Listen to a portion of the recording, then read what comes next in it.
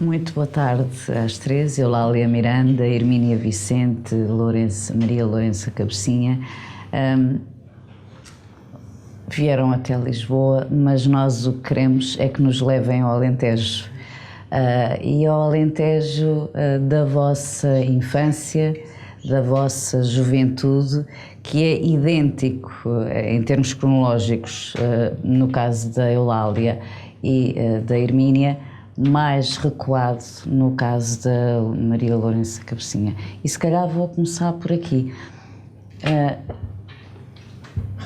Vamos lá muito atrás. Quero fazer-nos entrar na sua casa de infância. Minha casa de infância era uma casa de campo, só com 2 divisões, cimento por baixo e terra, e mais nada. E a família era grande? Não tenho irmãos, sou sozinha, não tenho, fui a única filha. Os seus pais trabalhavam na terra? No campo, sempre, no campo. Jornaleiros, assalariados? Assalariados. Foi essa a realidade que conheceu? Sim. Sempre? Sempre. Uma refeição num dia bom na sua casa? O máximo de um frango cozido que se criasse lá em casa, uma coisa assim, um pouco mais do que isso.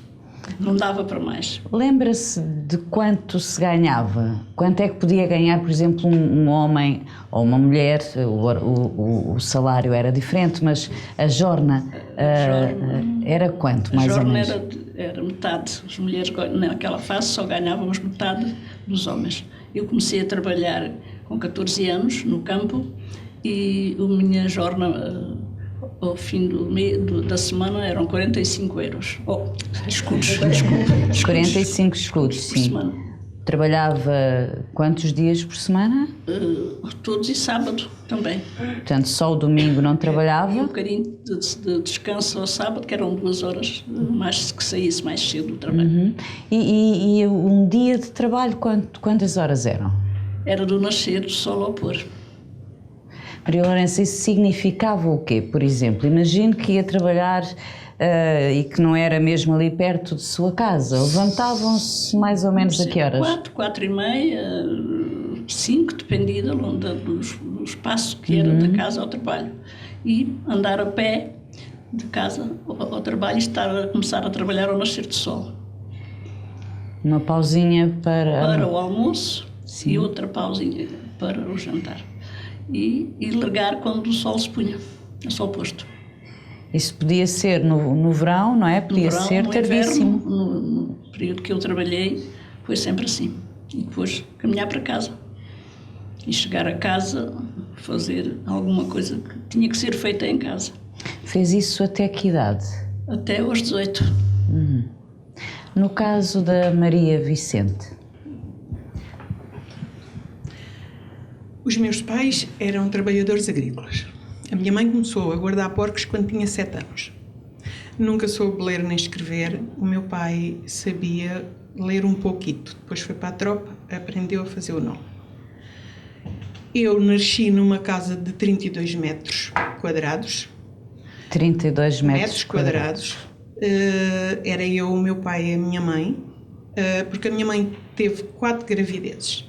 Mas nunca foi acompanhada, os meus 3 irmãos nasciam já mortos, não é? Só eu sobrevivi. A minha casa não tinha chão de cimento, tinha chão de terra e eram 2 casas, a cozinha e o quarto. Quando eu cresci, fui para a escola primária com 7 anos, o meu pai fez uma divisão no quarto e pôs cimento no chão. Um luxo? Um luxo. E depois fui para a escola, fiz a 4ª classe, com 11 anos. Saí da escola em julho, em outubro, fim de outubro, princípio de novembro, comecei a trabalhar a apanhar azeitona. Com 11 anos. Isso era porque tinha que ser, ou era... Ou seja, tinha que ser por questões económicas? Tinha que ser por tudo. Porque não havia mais escola. Eu tinha feito a 4ª classe. Os meus pais não tinham condições de eu sair da aldeia, é 20 km de Alcácer, não é? Mas se saísse para estudar tinha que ser para outro sítio mais longe. Os meus pais não tinham condições. E não havia portanto, mais nada. O futuro era ficar trabalho. ali a trabalhar na Nós terra. éramos educadas para trabalhar. Não é? Comecei a trabalhar com os 11 anos, comecei a ganhar menos 10 tostões do que as mulheres. Vá lá, não era assim uma Não diferença era muito, uma muito grande diferença. Quando se começava a ganhar o preço que as mulheres ganhavam, era quando nós podíamos ajudar a um barril de água que tinha 30 litros, 35 litros. Ajudar Sim, a pôr em cima de alguém, nas costas de alguém. Nós não tínhamos a água ao pé do trabalho. Tinha que haver alguém que a fosse buscar para trazer para o rancho. Quando nós pudéssemos pegar nesse barril, ir à fonte, trazer cheio de água, nós começávamos a ganhar o preço. Portanto, das mulheres. Isso era uma espécie de ato simbólico que permitia que se tornassem, para efeitos laborais, adultas. Exato, adultas, porque desde que a gente pudesse ir à fonte e trazer o barril... Significava que tinham força, tínhamos não é? força, pronto. Depois, quando tinha 12 anos, eu já ganhava o preço das mulheres. Trabalhava ali na minha zona, tínhamos muitos arrozais. Arrozais, sim. Arrozais. Trabalhávamos desde fevereiro até fim de outubro, trabalhávamos no arroz. Em fevereiro começávamos a tratar dos viveiros, que se semeava, que se apanhava, que se transplantava. Depois montávamos... Um trabalho na água. Na água, sim. Desde fevereiro até fim de outubro era a água. Depois, quando acabava a ceifa do arroz, havia o trabalho da desmoita, que era apanhar as moitas nos montados para que se pudesse tirar a cortiça e os terrenos estivessem limpos. E era também ainda com estes horários? Não, já eu não trabalhei de sol a sol. Já tinha passado. Já tinha havido aí umas alterações de que falamos daqui a instantes. Sim, e eu trabalhei sempre já às 8 horas. Eu ia a pé para o trabalho, como todas as outras. O que eu estou a falar de mim, mas sim, era toda a aldeia. Íamos a pé 2 horas. A gente saía de casa às 6 e regávamos às 8.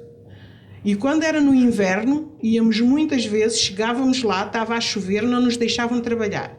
Esperávamos um quartel, que era 2 horas. Depois, se pudéssemos, ainda fazíamos um quartel, que era às outras 2 até ao almoço. Mas íamos muitos dias que esperávamos o primeiro quartel, o segundo quartel, ao almoço não estava capaz e voltávamos para trás. Portanto, faziam a viagem em vão. Porque não nos deixavam trabalhar, porque estava a chover e a gente não dava o rendimento. Não é? E havia muitos dias desses. Por exemplo, numa propriedade como sim, essa em que chegou a trabalhar, poderiam estar a trabalhar ao mesmo tempo quantas pessoas? Dependia, aquilo eram várias propriedades, não é? E no arroz a gente trabalhávamos muita gente. Mas quê? Dezenas? Sim, e centenas, não é? Porque em casebres as mulheres trabalhavam mais no arroz, os homens menos. Era um trabalho mais de mulheres. E chegávamos a trabalhar ali em redor da aldeia à volta de 100 mulheres. E depois, quando era na parte do inverno, dividíamos por várias herdades. Havia o patrão que queria na herdade da Jonceira, outro que queria noutra herdade, e nós íamos 10, 20, conforme conforme a procura, não é? E quando eles precisassem, porque a gente trabalhava quando eles queriam, onde eles queriam e por aquilo que eles nos queriam pagar.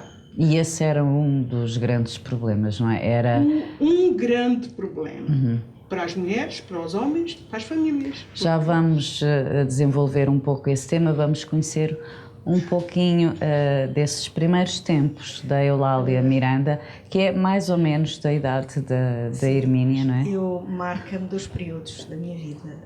Uma dos 3 aos 6 anos, vivi no Porto, numa zona que era as Fontainhas e numa zona que era Digas. O meu pai era operário da Robialac, portanto tinha entre os 3 aos 6 anos. Venho de uma origem também operários agrícolas. O meu pai, a sua origem é de facto operário agrícola. E depois então fui para Montoito, que é a terra do meu pai, onde residiam por circunstâncias complexas, não é? Porque o meu pai estava na clandestinidade. Portanto, era funcionário do Partido Comunista, funcionário do partido, vivia na clandestinidade e foi para o Alentejo. Sim. E, entretanto, o meu pai esteve preso no Porto e evadiu-se da cadeia do Porto e nós tivemos que regressar onde estava a minha família, que era em Montoito, onde estavam os pais e os irmãos da minha mãe, os meus avós paternos, Vivemos algum período em Montoito. Eu vivi com meus avós, porque entretanto a minha mãe foi ter com o meu pai para a clandestinidade, não é, para ajudar o meu pai.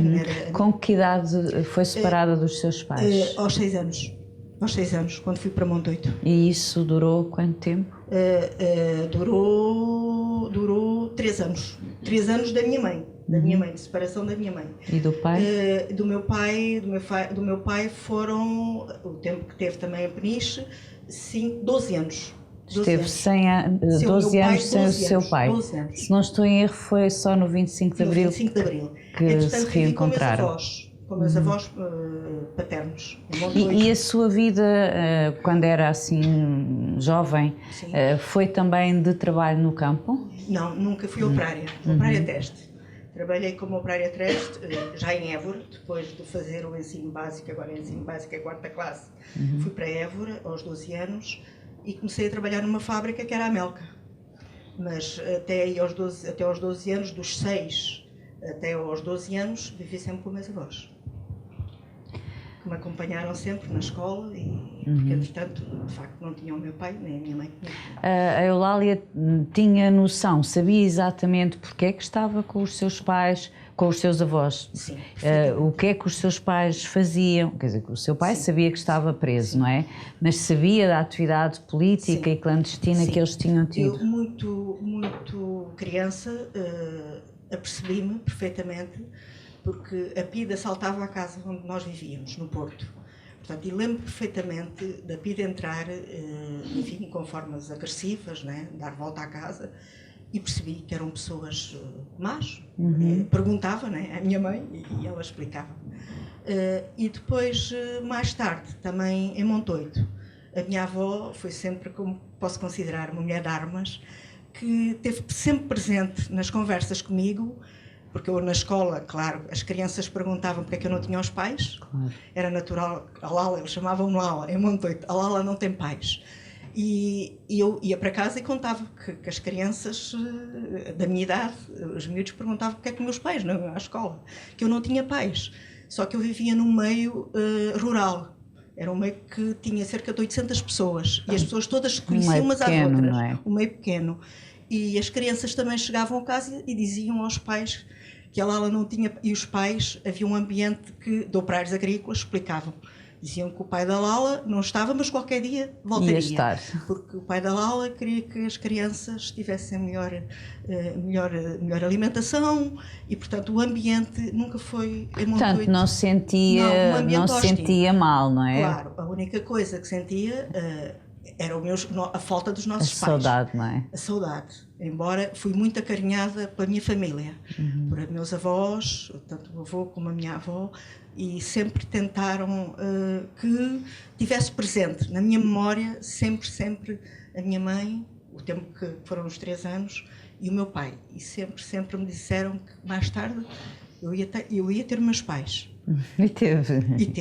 E claro que tive, com o 25 de Abril. Os seus avós tinham atividade política ou não? Não, mas sempre compreenderam perfeitamente. Porque era não origem, tinham ativamente, mas compreendiam perfeitamente e apoiavam. E sabiam, a vida do filho. E, portanto, mesmo estas dúvidas, que era normal numa criança, também me diziam esta frase: o teu pai não está preso, não é nenhum ladrão, nem matou ninguém. E eu defendia-me muito também com esta frase quando não sabia explicar. O meu pai está preso, não roubou nem matou. O meu pai está preso... Era isso que repetia. Repetia. Hermínia, voltamos então a esses trabalhos no campo. A Hermínia dizia há instantes que não viveu já, como a Maria Lourença, o trabalho de sol a sol, não é? Porque, e o Alentejo foi palco de grandes lutas e grandes sacrifícios e grande resistência, e também por isso sofreu uma forte repressão que todas conhecem muito bem, mas tinha uma das reivindicações, uma das lutas dos trabalhadores agrícolas do Alentejo foi, durante muitos anos, a reivindicação pelo horário das 8 horas de trabalho. Enfim, eram mais coisas, eram as condições de trabalho, os salários, naturalmente, mas essa foi uma luta muito grande que acabou por ser ganha pelos trabalhadores. Portanto, já não passou por essa situação? Não, não passei pela situação de trabalhar, mas lembra-me. Lembra-se das lutas, do ambiente. Porque Casebres, que é a aldeia onde eu vivia, é muito perto do Condado de Palma. O Condado de Palma era, assim, uma das grandes propriedades do nosso país. Não é? E tinha muitos trabalhadores e nas pequenas herdades ali em redor da aldeia fez-se uma luta organizada com esse grande condado, com os trabalhadores desse grande condado. Portanto, dessa propriedade, desse latifúndio. Desse latifúndio. Mas os grandes holofotes estavam ligados para essa grande propriedade, porque era onde havia mais pessoas. Era aí que eles achavam que ia encontrar a pessoa que mandava tudo aquilo. Houve alguma repressão numa pequena propriedade, mesmo encostada à aldeia, que levaram alguns meus vizinhos presos por causa da luta das 8 horas, mas em Palma foi onde foi o maior... espancaram, levaram presos, passaram noites e noites que as pessoas não puderam ir para casa, andavam fugidos, porque eles enfrentaram uma coisa duríssima, não é? Porque eram GNRs, eram os patrões, os feitores, todo mundo. As mulheres, nós andávamos, as mulheres, na lavra do arroz e andávamos todas baixas, não é? E aquilo havia uma maneira de organizarem como é que se levantavam para se levantar todas ao mesmo tempo. Como era? E isso é muito difícil, não é? E eles estavam em cima dos muros. Os muros é tudo aquilo que divide as águas dos canteiros do arroz. Há um, há outro, e tem muros. Eles punham-se ali à frente do rancho, mas não era um, eram vários. A ver quem é que tinha dado o sinal. Nós usávamos os relógios. Naquela altura pouca gente usava, né? Mas quentinho, naquela altura arranjou-se. O relógio aqui, a gente monta assim, não é? A gente depois tem o lenço, tapa aquilo tudo, e quando o sinal era quando se mexia na água, mexia-se para ali, e quando chegava à ponta tudo se levantava. Já tinha passado por mim, já tinha passado pela outra. É uma espécie de ondinha. Exatamente, porque a gente anda no meio do arroz, ninguém vê a nossa mão, a gente toca naquela, aquela toca na outra, a outra toca na outra, e toda a gente se levantou. E havia um dos tipos que disse, é aquela da blusa amarela. E as mulheres juntaram-se todas, a mulher despiu a blusa e acabou a mulher da blusa amarela. E essa nunca foi presa. E tinha sido a mulher da blusa amarela. Em Palma foi assim, mas depois houve muitos trabalhadores, pelo menos aqueles que moravam, porque depois havia aquela repressão que era, as pessoas trabalhavam no campo, as que tinham a sorte de ter a casa mesmo de 32 metros, mas que era a casa deles, podia-se mais qualquer coisa. A pessoa que trabalhava na terra, mas que vivia no monte do patrão, na casa do patrão, não podia nada. E estava completamente dependente. Dependente. Eles faziam tudo. Eles punham-nos fora de casa 2 para amanhã e depois aquela pessoa já não encontrava trabalho ali perto, porque eles tinham a curiosidade de comunicar a toda a gente que aquela pessoa era não bem-vinda, não é? Porque podia ser um bom trabalhador, mas só que eles lhe cheirassem que era uma pessoa que enfrentava, que reivindicava, que lutava pelos direitos dele e dos outros, era alvo a abater. E então foi mais nesses trabalhadores que moravam debaixo dos telhados, como nós utilizamos, é que foram mais espancados, que foram presos.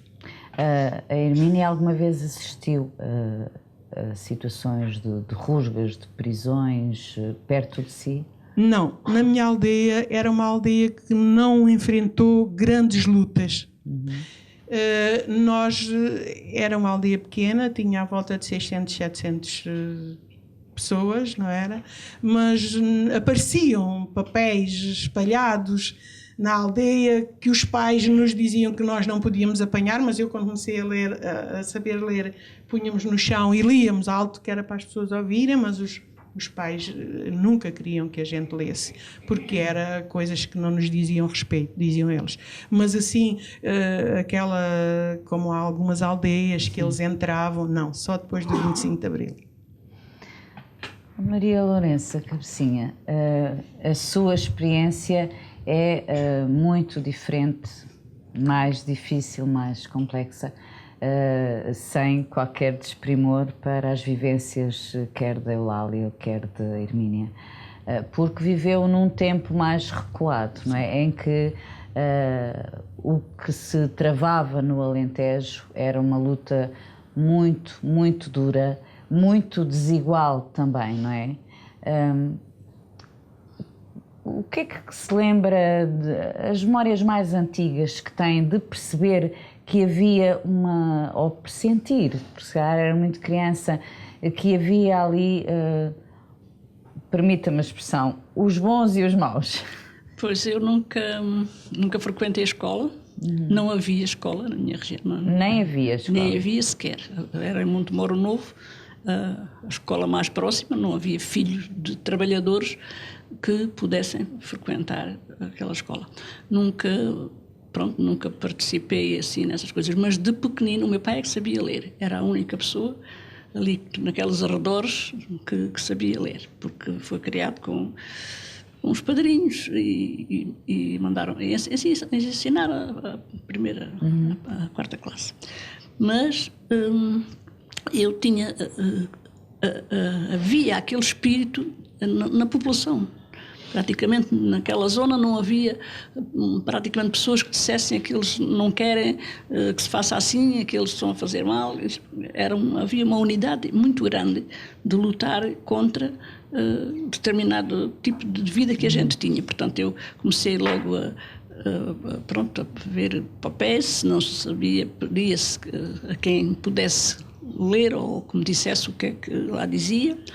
Comecei logo, havia greves, havia lutas, aumentos de salários, participei em várias, a pedir salários, a pedir melhores condições de vida. Portanto, havia prisões, bastantes. O meu pai foi preso, eu tinha 15 anos, quando meu pai foi preso. Os meus tios, dois, um irmão do meu pai e outro irmão da minha mãe, foram presos também, na mesma altura, e havia várias prisões, várias lutas, praticamente de todos os trabalhadores. Podia haver um caso ou outro que não, mas toda a gente lutava, e a GNR, levávamos, ainda fui, para Montemor, metia foi presa, não é? Foi numa presa, carrinha, quer dizer, não era, não, nessa altura a gente polícia. tinha que estar lá naquela coisa, ainda íamos para a Praça de Touros, ainda foram várias vezes, porque não tinha um sítio maior. Portanto, como eram muita gente, iam para e aquilo, a polícia por vezes não foi detenções para ficarem todos presos, não, sim, mas foram ali, portanto, muitas perguntas, muitas maneiras de muita assusto, também, muita confusão. E sempre foi alguns, no fim daquilo tudo, mandavam-nos embora, mas alguns que ficaram presos, um ou outro, que eles consideravam que, pronto, que tinham um papel mais ativo, mais coisa. Ainda fui algumas vezes, fizemos greves, fazia-se greves na ceifa, no outro tipo de trabalho. Normalmente eram essas jornadas de luta, eram com homens e mulheres, ou havia ocasiões em que eram sobretudo mulheres, por exemplo? Não. Dependia do tipo de trabalho, porque havia trabalhos que era só para homens. Havia trabalhos mais femininos, não é? Havia trabalhos só para homens, que a gente não fazia, tirar cortiças, galhar e outras coisas assim. Depois havia trabalhos que fazíamos todos em conjunto. E, portanto, dependia do tipo de trabalho e das pessoas que lá estavam a participar, que estas coisas aconteciam. Começou a ter atividade clandestina muito cedo. Muito cedo. Eu comecei a ser militante do partido com 15 anos. Depois foi o meu pai preso, foi o meu tio, aquele tio que foi criado em nossa casa, porque faleceu a minha avó e eles foram para a nossa casa. Fiquei sozinha com a minha mãe. a trabalhar para a gente viver. E Era a Maria Lourenço o sustento da o casa? sustento, tinha o meu avô com 80 e poucos anos e a minha mãe trabalhava, mas nessa altura estava doente, teve problemas vários de saúde, portanto era eu que ficava a ganhar para o sustento da família, para comprar aquilo que o dinheiro chegasse. Não era aquilo que se precisava, era aquilo que o que eu ganhava chegava. Chegava, por exemplo, para quê? Ou não chegava para quê? Não chegava para tantas coisas, pronto. A minha mãe fazia assim, e depois ela era doente, o meu avô era velhote, e ela dizia, eu aqui ia comprar as coisas, ganhava o dinheiro na semana, no domingo eu ia às compras, e ela dizia, traz um bocadinho, não te esqueças de um bocadinho de sabão, que não temos sabão para a roupa, não te esqueças de um bocadinho, traz um bocadinho, pelo menos para tu levares para a comida, porque a gente comia no campo, pronto. Levava a comida Feita ou cozida lá, de qualquer forma. E, portanto, era assim. Outras coisas também tive, algumas pessoas de família, tivemos, e até pessoas que tinham uma hortinha, que tinham as coisas assim, e ajudavam, sim, ajudavam. Tivemos apoio, a gente, e outros casos, que não era só o meu, eram vários, que quem podia um bocadinho melhor, ou quem tinha uma criação, umas coisas assim, que ajudava. Havia esse espírito, de ajuda. Quem está sim, mesmo quem estava na situação, pior, na crise não é? mesmo. Sim. Sim. Como é que uma jovem com 15 anos, na altura, com essa responsabilidade de que falava agora, tinha tempo para sentir revolta? Pensava? Ou era, eu tenho que trabalhar, sou só eu, a responsabilidade é minha, e não tinha cá tempo para grandes pensamentos e grandes filosofias? Pronto, a gente tinha que ter tempo para tudo, mas era o seguinte, pronto, a gente vivia aquela vida, aquilo era de trabalho e de sacrifício e de revolta, isso vivia-se. Mas o que eu queria perguntar era isto, a Maria Lourenço tinha, apesar daquele ser o seu universo, sim, sabia que não tinha que ser assim e que podia ser diferente? Sim, pois, porque eu comecei assim, o meu pai ensinou-me umas letras, não foi assim escrever como coisa que não, eu havia também tempo para isso e era muito de noite depois do trabalho, com a luz de um candeeiro, que o meu pai me ensinava as letras e tal, e eu comecei a fazer assim, e comecei a, não era ler, nem escrever, nem fazer coisas, mas comecei a perceber, lendo, as palavras por palavras, que em jornais ou em papéis espalhados, estou sempre que havia papéis espalhados nos locais de trabalho. E havia, muitas vezes? Havia várias vezes. Apareciam assim? Apareciam lá, ou para convocar greves, ou para pedir aumentos de salários, ou para... Pronto, havia. E eu, aproveitava tudo aquilo, e lia, tentava ler, tentava saber como é que era, e pronto, e a minha vida foi sempre nesse caminho. No meio dessas lutas e do confronto com essa realidade e essas dificuldades que enfrentavam vocês, mas as famílias, os vizinhos, toda a gente, eram jovens, sentiam revolta? Eulália? Sim. Se aproxima o Miro.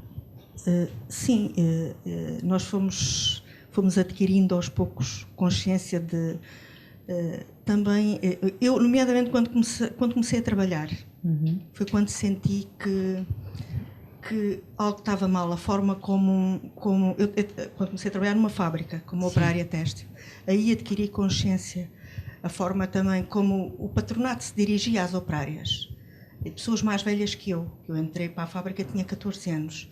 E a forma de lidar, de contactar, era sempre agressiva, era sempre que tinha que fazer. E eu aí, acho que foi aí que eu adquiri que de facto, e que me revoltava, de ver pessoas maltratadas. Eu não era tanto que era aprendiz e ainda passava ali por os intervalos da chuva, como se costuma dizer. Mas pessoas já com alguma idade, com as famílias... E era-lhe dito, tu não cumpres aquele horário de trabalho, tu não cumpres os 100% de trabalho, tu vais para a rua. E não havia nada para se trabalhar e as pessoas choravam, eram humilhadas, eu acho que era humilhação. E eu ficava muito revoltada, porque de facto era complicado perceber casas de família que por exemplo, no Alentejo não havia trabalho, uma fábrica era assim uma coisa, só na cidade de Évora. E as pessoas sabiam que não tinham mais nada onde se agarrar para poder, às vezes até era só um de casa que trabalhava, porque o marido era operário agrícola e não havia trabalho, e era só ela que trabalhava na fábrica, e eu sentia que essas pessoas lhe tiravam o chão, tiravam a vida. Ficava revoltada, é verdade. E também, quer dizer, eu fiquei também, mesmo jovem, sabendo que o meu pai estar preso, não é? Também me fui adquirindo e foi abrir, mas fundamentalmente O contacto com a realidade. Era uma fábrica de 100 pessoas, era a Melca. E foi onde abri que de facto estava mal o relacionamento da operária. A relação entre o patrão e o operário. operário. Pedia-lhe que passasse o telefone à Hermínia e que tentasse responder ao que eu perguntei há instantes. Eu fui sempre revoltada. Fui sempre revoltada contra o meu pai, contra a minha mãe, contra o mundo. A minha mãe devia de ser a melhor mulher do mundo. Não estou a dizer que é a melhor mãe, porque todas acham que somos as melhores mães. Melhor mulher, era uma mulher boa, mas mansa. Eu nunca fui mansa. Eu sempre, e depois, eu como digo que me revoltava contra o meu pai e contra a minha mãe, porque eles não me deixavam falar. A maior revolta que eu tinha, era como a amiga estava a dizer, camarada, é a gente ver espezinhar ao nosso lado. O trabalho do campo é um trabalho muito, muito, muito difícil. E eu tinha amigas minhas que eram franzinas, eram algumas até com alguns problemas de saúde. E elas precisavam de trabalhar, precisavam de ganhar aquela milhadura que eles nos davam. E essas pessoas eram discriminadas, o patrão estava ali a olhar para elas e eu não podia ficar calada. E quando eu falava à minha mãe, trabalhava ao meu lado, ou me batia, ou me puxava, e eu não podia falar, não podia dizer assim muita coisa. E eu revoltava-me com isso tudo. Não tinha consciência do que é que podia ser melhor, porque nós não tínhamos televisão, nós não tínhamos rádio, havia uma rádio na aldeia ou duas, onde os homens... Não conheciam outro mundo? Nenhum. Mas sabia que aquele não era o mundo ideal? Eu sabia que não era aquilo que eu queria. Depois casei, tinha 15 anos e casei, pensei, fujo dali. Mas não, piorei. Casou para fugir? Piorei. Mas casou na ideia de vou sair daqui? Eu não quero estar aqui. E havia alguma... Pensou que queria para melhor, não é? Sim, pensei, eu agora vou ser eu. Mentira. Porque naquela altura havia uma amiga minha que dizia, a gente só é a gente quando a gente casar e que o marido morra. Mas eu pensava que não era assim. E então eu casei quando tinha 15 anos. Foi pior a emenda que o soneto, né? Porque eu deixei de ter o meu pai e a minha mãe, comecei a ter o pai, a mãe, a sogra, o sogro e o marido. E isto... Eles estavam todos mal, a Hermínia é que estava bem. Não sei, eu penso que sim, naquela altura, mas eu era diferente. Em que sentido? Era mais combativa, é isso que quer dizer? Eles calavam-se, eles achavam que tinha que ser assim, eles achavam que, vê lá, ainda é bom a gente arranjar um trabalhinho ali. Eu não achava bom arranjar um trabalhinho ali.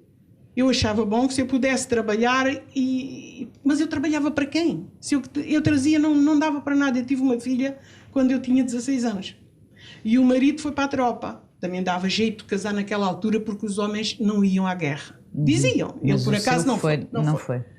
Foi para a tropa. Eu trabalhava 7 dias por semana, porque a gente de verão trabalhava 7 dias por semana no arroz. Sábado, domingo, segunda, terça e quarta e quinta e todos os dias de roda.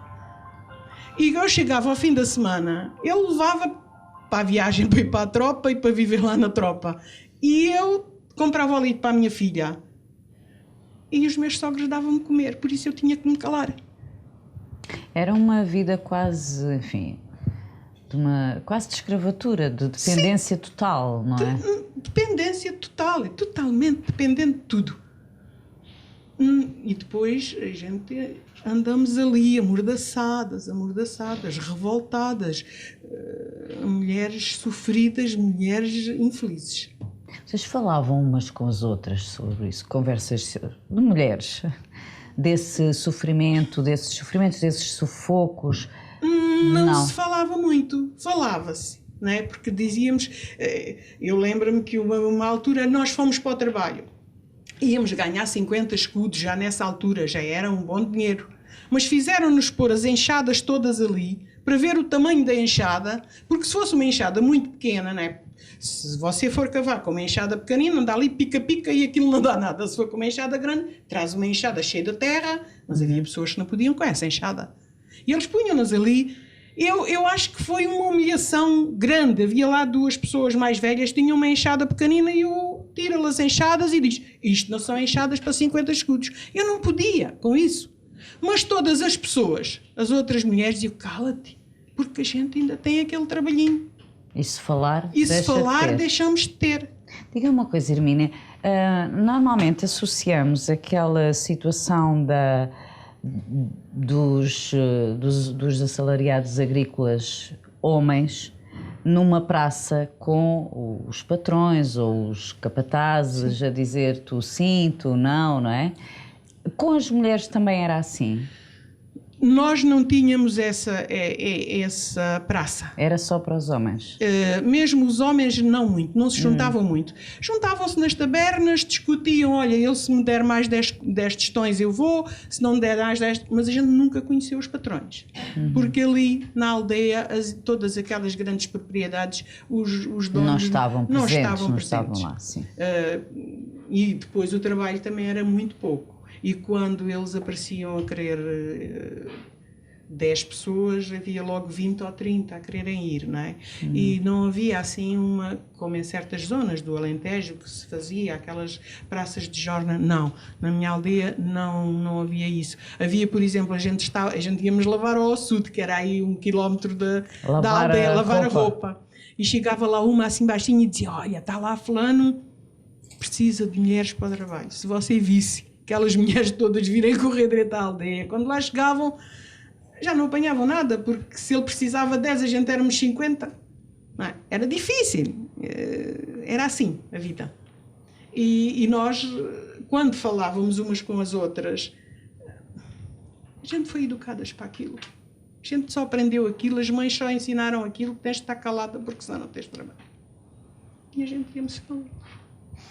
Maria Lourenço, não foi muito de se calar, ou melhor, foi no que tinha que ser, mas na sua vida de luta e de resistente, calou muitas vezes, mas fez muitas coisas, ou seja, o seu sofrimento, a forma como lutou, como se envolveu, viveu na clandestinidade, esteve presa. Na clandestinidade, quantos anos, Maria Lourenço? Bom, tudo entre cadeia, entre prisão e clandestinidade foram 22 anos.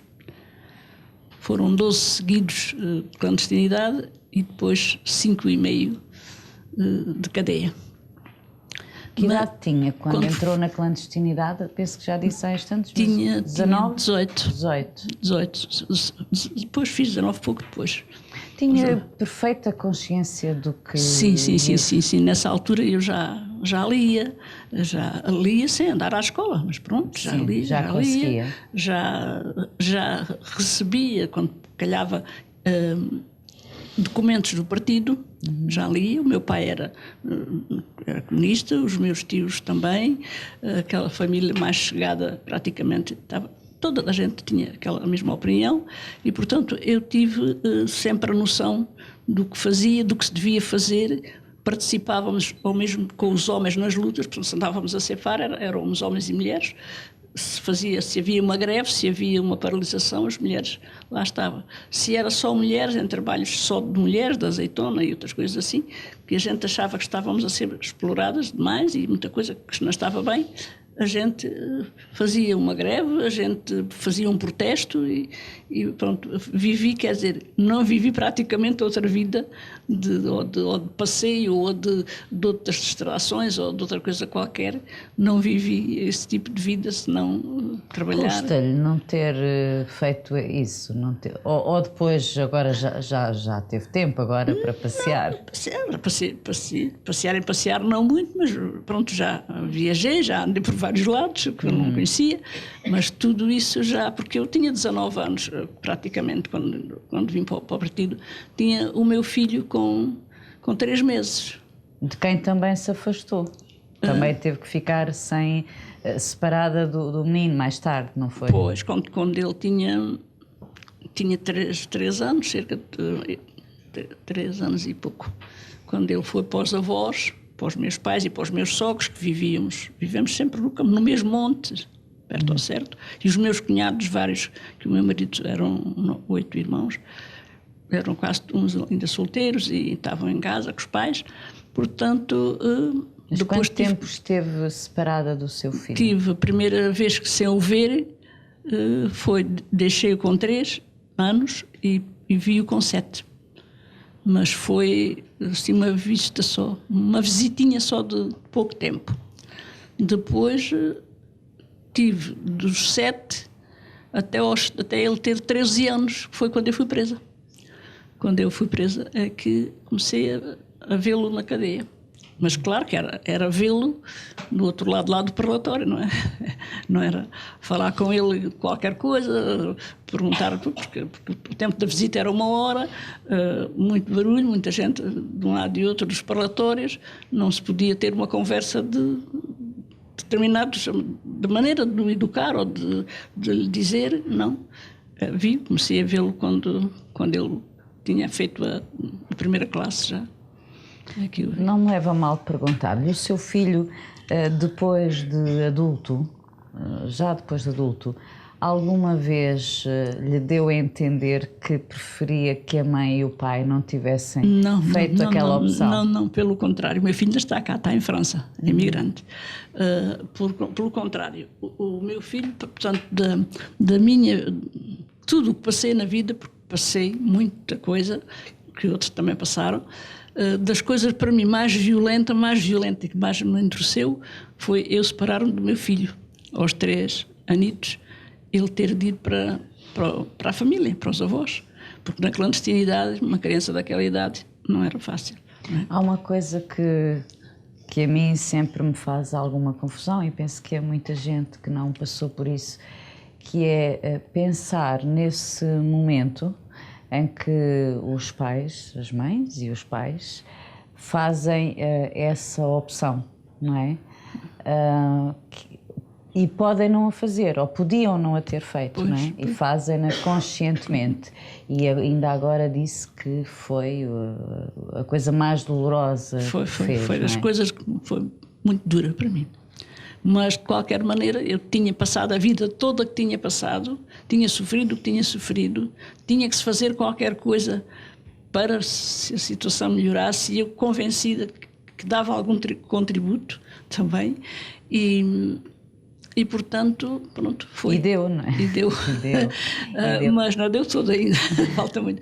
Mas, de qualquer forma, ele foi para os avós, e eu tinha esta oportunidade, que era, nessa altura, os filhos dos funcionários, muitos iam para o estrangeiro, quem não tinha famílias que cuidassem deles, ou que os pais não entendessem, porque as famílias eram pobres, os filhos iam passar um bocadinho e tal, que foram para o estrangeiro. E eu pensava, e discutia com o meu marido, entre ele ir lá para fora ou ficar cá.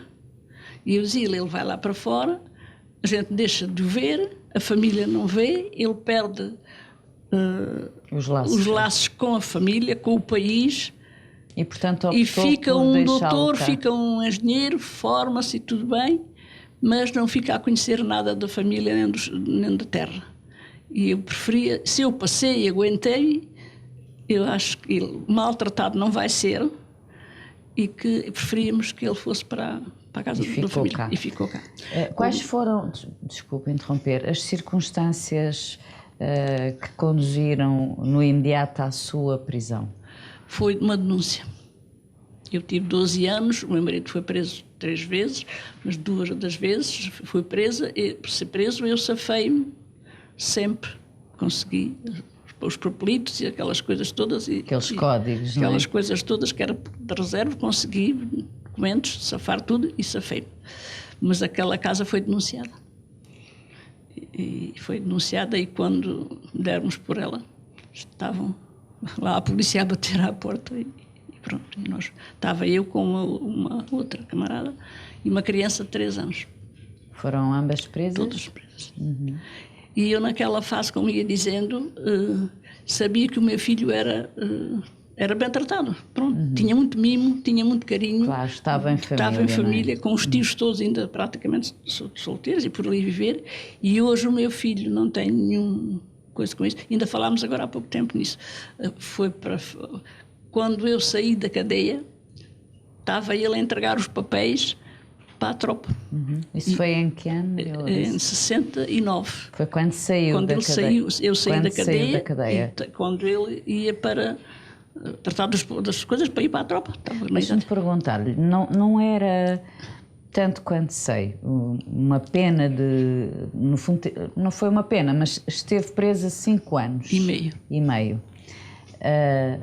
Não era assim muito comum, penso eu, uma mulher estar presa tantos anos, ou era? Oi, tantos. Era? Olha, Tantos anos assim? Quando eu saí, as duas colegas estavam na minha sala, uma teve lá 9, outra 8, outra 7. Quer deixar-nos aqui o nome dessas mulheres? Lembra-se? Já não são vivas. Já algumas lembram, mas já não são vivas. Era a assim, Fernanda Paiva Tomás, que era professora de matemática. Que lhe ensinou algumas coisas na prisão. Pronto, me ensinaram, que foram as minhas professoras, uma parte, enquanto estivemos juntos. Era a Maria Alda Nogueira, também. A Albina Fernandes, também. Já matou-se. Era a Maria da Piedade. Pronto, eram vários. Eu pedi-lhe para deixar os nomes, porque as pessoas têm nome, não é? Pois têm. Portanto, e outras que não recordo os nomes, mas muita gente condenada com penas. Com penas grandes, mulheres, porque era disso que estávamos a falar. Pois. Mas a Maria Lourenço alguma vez pensou que podia ficar tanto tempo presa? Pensei, já pensava antes de ser presa, sempre pensei. Não, sabia que a probabilidade de ser presa era grande, não é? Tudo diários, isso é diário. Como é que se vive assim com esse pensamento, esse sentimento, não é, constante de que pode acontecer, pode ser hoje, pode ser amanhã. Viviam no dia a dia, assim, sem pensar muito nisso, a tratar das vossas coisas, do trabalho clandestino. Do partido só se trabalhava. Sim, ou pensavam muito nisso? Depende, se calhar, da maneira de ser das pessoas. No seu caso? No meu caso, vivi como vivi, lutei sempre para uma vida melhor para todos e que não... E parando era pior. E que isto ia acontecer. E se eu vou para a clandestinidade, isto pode-me acontecer. É todo dia, toda a hora, a gente espera uma coisa dessas. E tem que se preparar para isso. Estando preparada para essa situação, umas custa mais, outras custa menos, custa a todos. Mas a gente tem que aceitar, porque estamos a contar com isso. Que isso possa acontecer. Não foi, tanto quanto sei, a Maria Lourenço não foi torturada não. Pela PIDE. Foi das poucas 3 naquela altura de prisão que não apanhámos pancada. É muito violento a prisão, claro. Não é? Aí, pronto, noites até às tantas conversa, ameaças, tudo e mais alguma isso coisa. Nos interrogatórios? Sim, nos interrogatórios longos e pronto, isso é duro, é muito violento. Os maus tratos na cadeia, em termos de comidas, de tudo isso é mau, é duro. Mas tinha que ser assim. O que é que quer dizer o tinha que ser? Então tinha que se passar, os outros passavam, os outros estavam lá, isto já durava tantos anos, porque é que eu havia de não ser como as outras pessoas que sofreram isso e que lá estavam dentro e que eu convivi com tanta gente, tanta mulher, tantas, prisões, alturas, fases, que era uma prisão enorme, que eu muitas presas, sou todos estudantes, e casas de partido assaltadas e pessoas denunciadas, havia sempre. Mas ainda lhe queria voltar, se pudesse, em relação ao meu filho. Ele hoje adora, depois foi para a França para fugir à tropa. E lá está, já com 64 anos, reformado, e e vem cá mais vezes, e é muito nosso amigo, e diz-me sempre assim, pois, havia isso, esse problema dele, uma coisa, mas foi muito bom assim, porque eu conheço o meu país, conheço a minha família, gosto das coisas que se fabricam cá, gosto dos gostos da comida, gosto de cá vir, e tenho um país, e tenho gente, e tenho família, e tenho amigos. E se tivesse ido para fora, poderia ter amigos, poderia ter coisa, mas era diferente. Hoje ainda ele diz isso. Pois, e a relação à prisão, pronto, a relação é a gente ter que contar com todos os dias se conta. Pode ser hoje, pode ser agora, o que é só o facto de a gente estar a defender uma casa do partido, com documentos, com reuniões, com coisas assim, a gente estar o cuidado, ver quem é. Em quantos locais diferentes viveu? Bom, não sou capaz de os contar. Casas até às tantas, contei umas 20 e não sei quantas casas. Com os respectivos pseudónimos, não é? Mudanças de nome. Com nomes mudados, com essa coisa toda. Nomes mudados, que nenhum era o meu. Sempre, cada zona que mudava-se de casa, tinha que ir para o outro lado, por uma razão qualquer. Quando o meu companheiro estava preso, eu estive em vários lados, em várias casas. Portanto, contá-las, ainda me lembro de muitas, pensando bem, ainda me lembro, estive nesta terra, estive na outra, estive aqui. Então, agora, afinal, andou por muitos sítios. Andei por muitos lados. Mas agora vinha eu a dizer aí pelo caminho. Morei em Lisboa várias vezes. Mas não conheço nada de Lisboa praticamente. Ficava circunscrita à casa, estava no cantinho a defender a casa, a ir ou aqui ou ali, pronto. A Eulália e a Hermínia, não tendo tido, felizmente, estas experiências pelas quais passou a Maria Lourença, mas conheciam de ouvir falar de muitos casos idênticos, não é? Sim, para além do meu concreto, da minha família, do seu pai, e também não? tinha tios, tios meus, tios direitos do meu pai, que também tinham estado presos, portanto já havia aqui, e fui sempre ouvindo, não é? Também, depois mais velha, mais crescida, fui sempre ouvindo casos de amigos que estavam presos ou que estavam na clandestinidade. Portanto, nunca me foi estranho. Há uma questão que a Maria Lourença referiu em relação a ir para fora, Sim. para os antigos países socialistas. Os meus avós também nunca quiseram, porque achavam que, no meio onde eu estava inserida, que conseguiam, achavam que eu ficaria melhor, de facto, ali. Tanto eu como a minha irmã, que somos duas raparigas. E, portanto, também nunca pus essa questão, mas os meus avós impuseram-se sempre, que achavam que eu, no meio onde estava inserido, que era muito mais em termos de acompanhamento e que portanto, estava preferiram, no meio de pessoas. Sim, ser eles a cuidar. Preferiram ser eles a cuidar. Né? E, portanto, para mim... E a Hermínia? Eu era muito mais atrasada. Porque na minha... É como lhe disse, nós não sabíamos nada. Eu tive um tio meu, irmão do meu pai, que uma noite os GNRs foram à aldeia e levaram-no para a casa do cabo-chefe, partiram numa espingarda em cima, com porrada. Bateram. Mas sempre me foi dito, o meu pai, todas as pessoas, depois a população juntou-se e começaram a jogar pedras para cima desse telhado, desse tipo, do cabo-chefe. E depois levaram o meu tio preso. O meu tio, o meu pai, que estava nesse grupo a jogar as pedras, e um amigo deles. A outra população ficou. Mas sempre o que nos foi contado era que o meu tio estava bêbado. Estava bêbado, enfrentou a GNR, A história só se contou depois do 25 de Abril. Aquilo foi uma coisa... O João estava bêbado, enfrentou a GNR e a GNR foi preso, mas depois, porque a mãe do GNR, do cabo-chefe, era irmã da minha avó. E então pediu carenciadamente ao filho que não levasse o sobrinho. E depois o meu tio esteve lá há pouco tempo, porque mandaram-no para casa. Pronto, foi sempre uma pessoa, tanto ele como mais daqueles grupos que eles andavam atentos, o cabo-chefe sempre a ameaçar, mas só porque era bêbado. Só depois do 25 de Abril é que se soube a verdade. Que se soube que eles tinham-se revoltado lá com umas determinadas coisas sobre um trabalho, sobre um agrário, e depois lhe aconteceu aquilo. Mas até lá, não havia, eu não senti isso.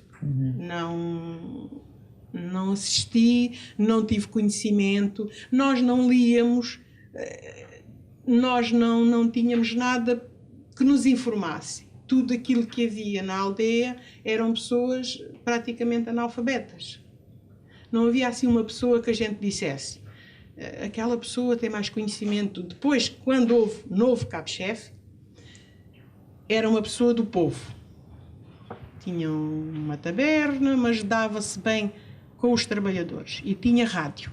E aí, eu era perto dessa taberna e era Cusca.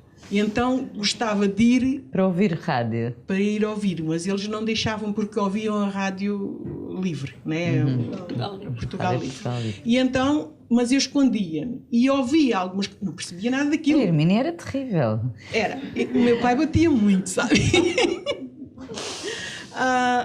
Eu não percebia nada, mas sabia que alguma coisa e depois eu queria dizer às outras moças que eles tinham ido. E depois levava porrada, claro, porque se eu dissesse era pior.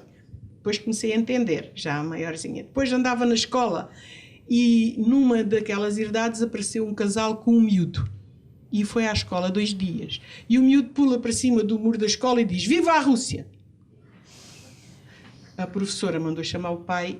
Nunca mais a gente soube quem era, nem onde estava. Provavelmente era filho de um casal clandestino, não? Com certeza. Era um miúdo pequeno, andava na escola com a gente e ele pula para cima do muro e diz: "Viva a Rússia!" E pronto, e desapareceram dali, mas também não se falou mais, nem se dizia são comunistas. Depois apareciam os malteses, naquela zona havia muito os malteses, que iam para lá, pediam trabalho, trabalhavam um dia ou 2. Portanto, pessoas de fora, não é? Pessoas de fora, e havia pessoas muito diferentes daquelas pessoas que trabalhavam ali, com conhecimento, com outra conversa. E eu gostava dos malteses, porque quando as nossas mães trabalhavam no campo, nós ficávamos em casa, porque elas abalavam muito cedo, antes do sol nascer, né? Porque carregavam ao nascer do sol, e depois juntávamos todos e íamos ter com elas, a 2 ou 3 quilómetros, onde elas andassem, para irmos almoçar. Porque elas levavam a panelinha de barro com o feijão. E iam os filhos? E os filhos, eram mais que as mães, não é? Porque aquilo era muito agaiado. E os malteses, a gente convivia com os malteses. Ninguém queria que a gente convivesse com os malteses.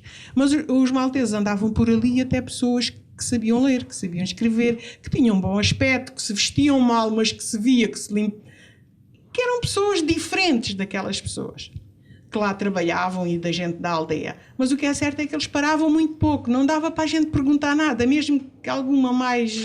Afoita. Eles não falavam, né? Mas eu gostava de falar e de perguntar. E como era a novidade, era o que vinha de fora, não é? Vinham para um trabalho, quando havia mais trabalho, ficavam ali uma noite ou 2, depois iam embora e era assim.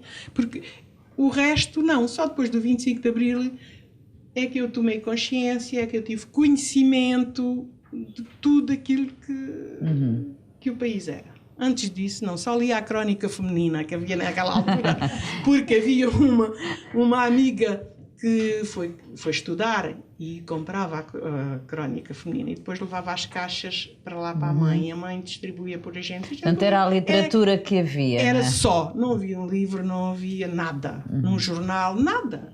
Ainda hoje em Casebres não há uma papelaria. Mas as pessoas hoje já têm outro acesso, claro. Né? Compram livros e leem, são pessoas... E têm outros meios de comunicação. Sim, é? são pessoas... Maria Lourença, destes tempos vividos antes do 25 de Abril, no seu Alentejo, e enquanto resistente, quais foram os momentos mais duros? Duros, endureza. Eu sei, era sempre, era o dia não é? todo, Mas era a vida toda. Houve momentos de maior Pois, tensão, mas, até claro, com claro, as com- forças policiais, com houve polícia. momentos muito, Pois, muito pois, tensos, pois, não é? pois, e- Houve pessoas que foram Pois, assassinadas. exatamente, houve assassinatos, pronto. Ahm, Agora, aquilo era um... Aqui parece que era pegadiço, como se costuma dizer.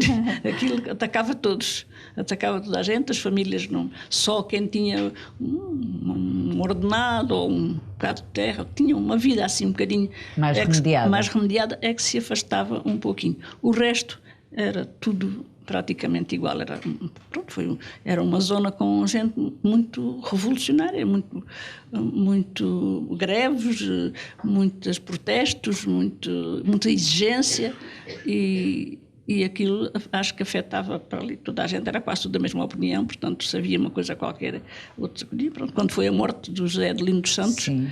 foi gente presa, muita gente presa. Portanto, assassinado Ali com um tiro, polícia, ali, sim. né, mesmo ao pé da minha porta, que eu hoje moro lá ao pé. Então me lembro disso. Lembro, mas estava lá, mas está lá marcado, está lá um museuzito que fala disso.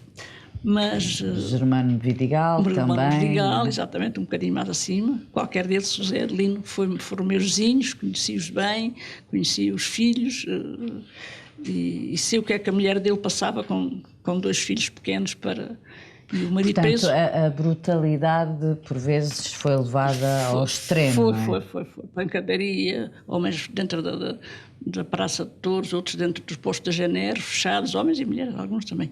Mas, assim, depois daquelas confusões todas, mulheres, nunca me recordo. Teve lá 2 tias minhas, que fomos fazer uma greve, e depois fomos todos, caminho de Montemor, caminho do posto da GNR, houve 2 tias minhas que ainda lá ficaram. No posto? No posto. Vocês sabiam desta quando... vez é que a gente, é que ficam mulheres presas, dizia a gente.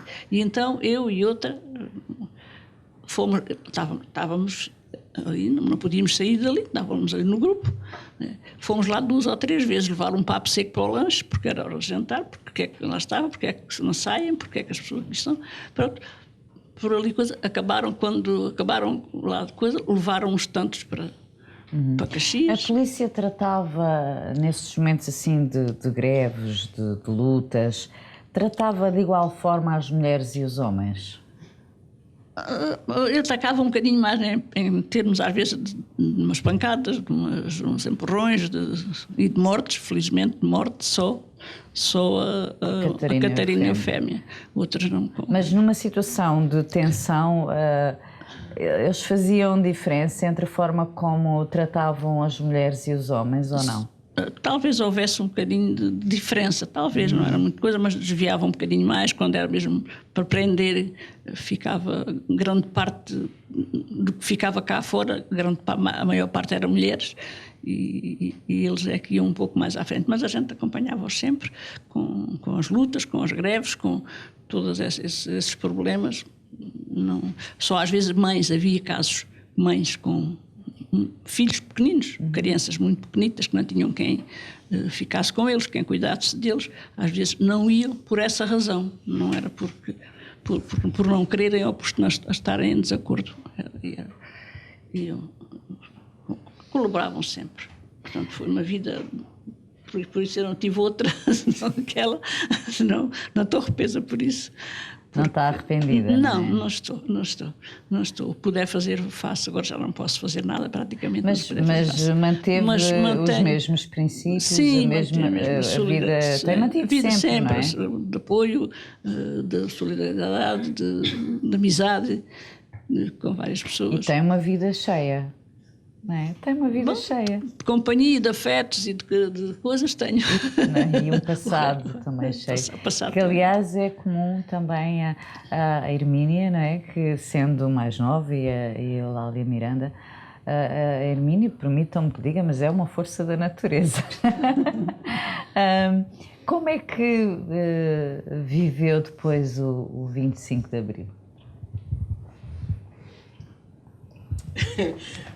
O 25 de Abril.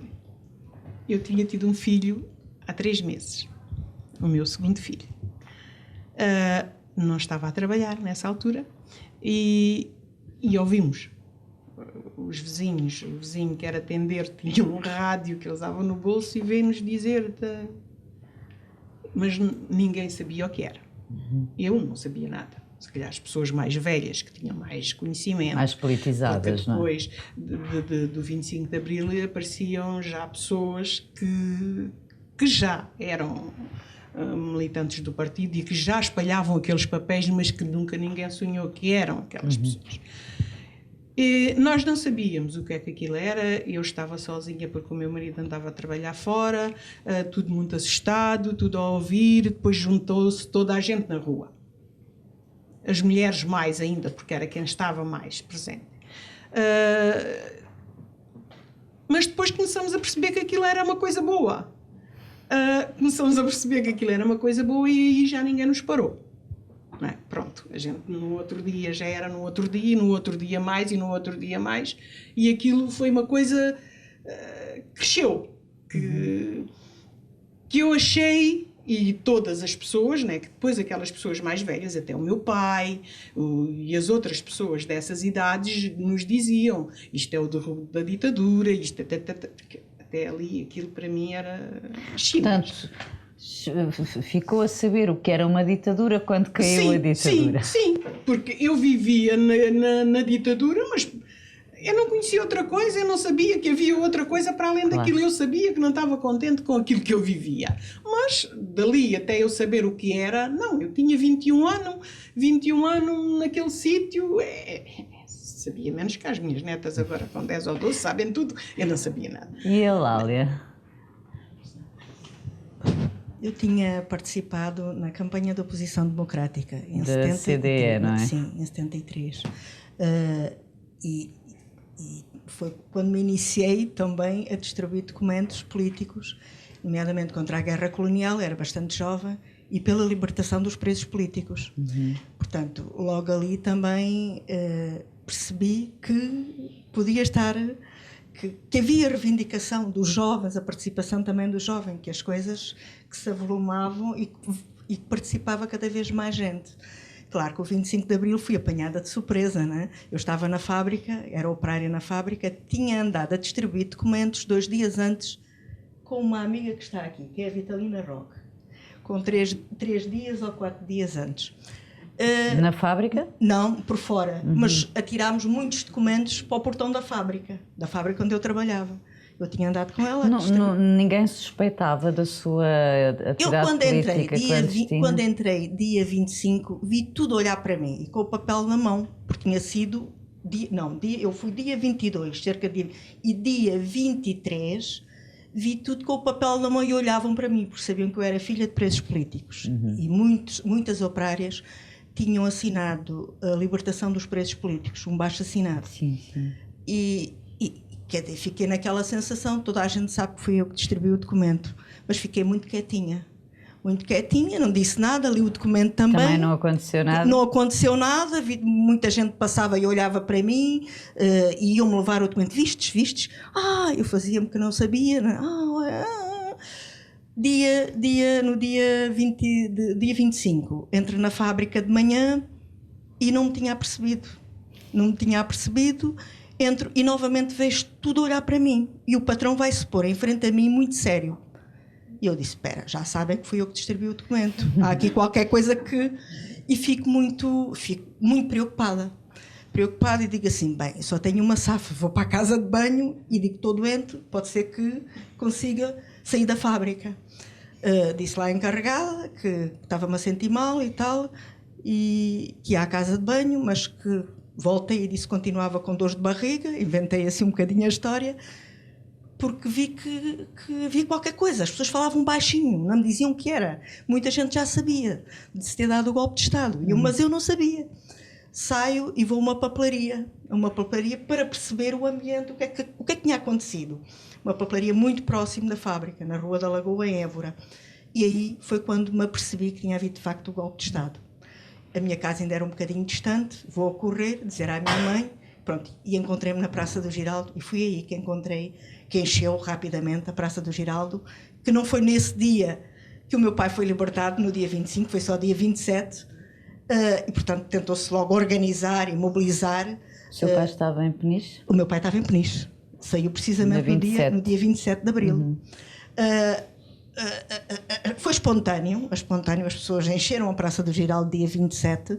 Eu estava lá e foi ali o grande encontro com o meu pai. Foi ali que a gente se abraçou e que... Foi esse o seu 25 de Abril? Foi um grande 25 de Abril, sonhado já há longos anos. Muito obrigada às três, Eulália Miranda, Hermínia Vicente, Maria Lourenço Cabecinha. Uma salva de palmas, porque acho que elas merecem muito.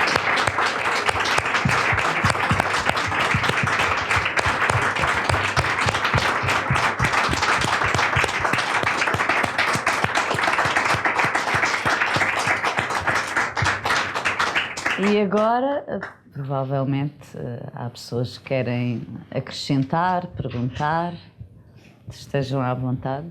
Boa tarde a todos, o meu nome é Teresa Fonseca. Eu não resisto a mostrar um livro que penso que deveria ser reproduzido, falar um pouco por todo o país, que é o testemunho de 24 mulheres de Montemor Novo que resistiram à ditadura.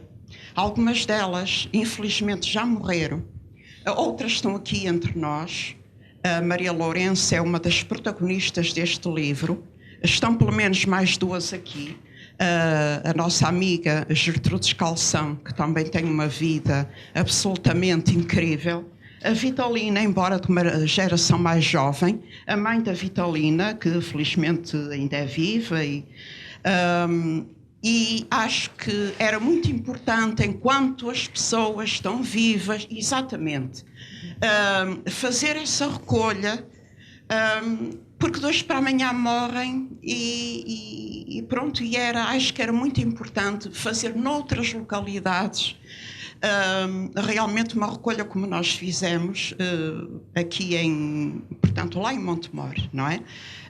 Em que estão também retratados esses dois momentos culminantes da repressão, que foram em 45, em que foram presas mais de 1000 pessoas na Praça de Touros, inclusivamente 50 mulheres, e que culminou na morte, no espancamento até à morte do Germano Vidigal no posto da GNR de Montemor Novo, e depois outro momento culminante também, que foi em 58, numa manifestação junto à Câmara Municipal, que juntou mais de 200 pessoas, em que foi morto, assassinado a tiro, o José de Lindo dos Santos. Aliás, há um monumento que foi erguido pelos antifascistas de Montemor, precisamente no local em que ele caiu morto. E nessa altura foram presas 2000 pessoas, na Tourada, num casão muito grande que havia lá perto, e no posto da GNR, porque o posto não comportava tanta gente. E foi presa uma única mulher, que esteve com cerca de 200 pessoas presa na GNR em Montemor, que foi a Joaquina de Jesus, a irmã do José de Lindo dos Santos. Esteve presa 8 dias, precisamente na GNR em Montemor, e só foi libertada quando 200 presos foram para Caxias. Muito obrigada, podia Teresa dizer muito Fonseca. mais, mas era só para Aqui chamar a atenção. está o livro de que fala, coordenado por si, que é do Centro de Documentação aqui do Museu do Aljube. Mais alguém? Diga. Quero dizer uma coisinha. Diga. É que eu parei sem perceber o que era o 25 de Abril. E sei que acabou a ditadura. Mas eu quero contar como é que eu depois soube o que eu era. Diga. Dias depois, acho que um mês ou não tanto, foi a Américo Leal à aldeia. Fez uma sessão de esclarecimento para a aldeia toda. E eu ouvi o Américo, e o Américo falou aquilo que eu queria ouvir. Eu disse, a partir de agora eu já sei o que sou. Eu sou comunista. Inscrevi-me no Partido Comunista nesse dia. Nesse dia foi vários homens que se inscreveram, eu a única mulher, mas inscrevi. Comecei a fazer parte da Comissão Local de Casebres nesse dia. E até hoje já percebi, já conheço, já transmito, já ensino na prática tudo. Portanto, cresceu aí uma outra mulher nesse Outra dia, é o mulher. que quer dizer. Aí Mas as sementes estavam lá, não é? Se calhar eu é que não Provavelmente, sabia. se não tivesse aquele passado, não tinha tido Sim, mas foi essa ali atitude no 25 de que Abril. depois eu achei, agora sou eu. Encontrou-se, não é? Sim, É isso que quer sim, dizer. sou eu. Estou aqui mais perguntas.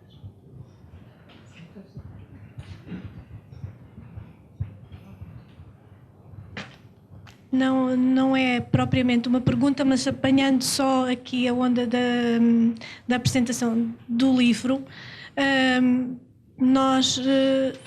eu acho, para mim, depois de reler o livro várias vezes, o que mais me impressionou foi a ver, e hoje voltei a lembrar-me desse facto com a intervenção da Maria Lourença quando falou do pai dela, que já era um homem que tinha consciência da situação em que vivia e que fez com que ela participasse também.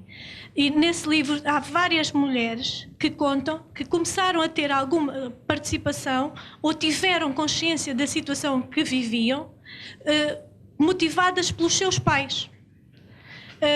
Quando nós depois ouvimos a Hermínia e ela diz a situação fazia com que o pai e a mãe dissessem não te metas nisso, não podemos arriscar.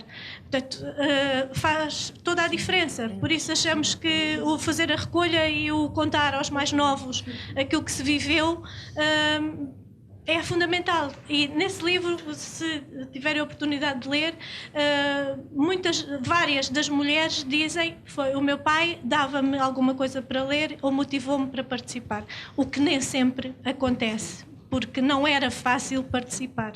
Era só este comentário. Muito obrigada. Só um bocadinho. Então. Boa tarde. Eu só queria chamar a atenção de uma coisa. Acho muito bem estas iniciativas, estes recolher de depoimentos, mas também acho e noto que há uma grande falta até de pessoas que viveram e sofreram mundos e fundos e não transmitem hoje aos filhos ou aos netos. Eu acho que isto é Eu acho que há pessoas que têm a vergonha de transmitir aquilo que viveram. E mais que ninguém, as pessoas que o viveram, e hoje nós estamos a viver numa sociedade em que a maior parte das pessoas mais novas não sabem o que é que foi a ditadura em Portugal. Aliás, não houve. Não houve. E passa também por casa, pelos pais, pelos avós. Acho que isso era muito importante. Muito obrigada. Obrigada.